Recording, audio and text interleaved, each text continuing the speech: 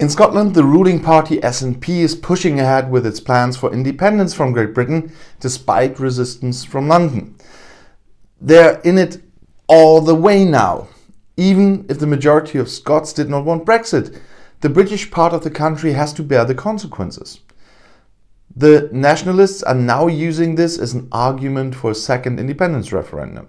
The Scottish National Party, the SNP, is pushing ahead with its plans for independence from Great Britain.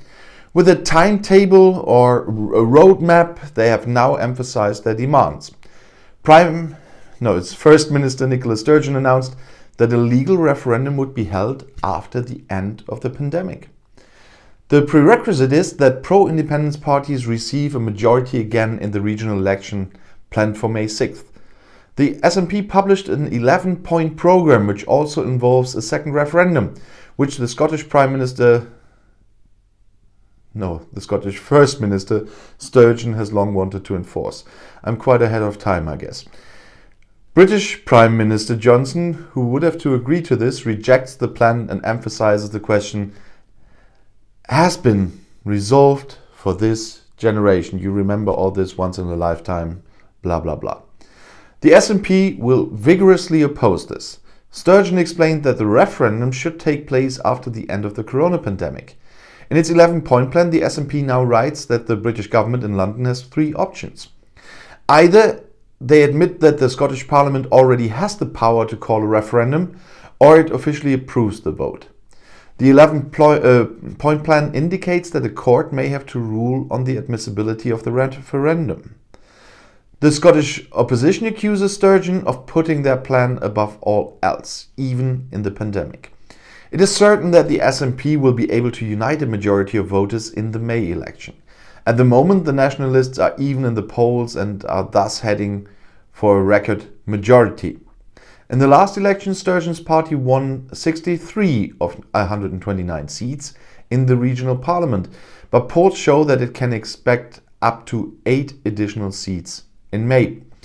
This is the result of a survey by market researchers at Savanta Comres, and they are not the only ones. For months, a majority of Scots have also been in favor of independence from Great Britain. In the referendum in 2014, a narrow majority voted against it. At the time, however, Brexit was not in sight, and the most important promise of the no side was that Scotland can stay in the EU by voting no. In the 2016 referendum, most of the Scots then voted to remain in the EU. With the argument that Brexit sheds new light on the first referendum, Sturgeon and the party are now vehemently in favour of a second referendum. The opposition said it was inexcusable that the SNP put its independence plans above everything in troubled times with thousands of corona deaths, according to the Labour Party.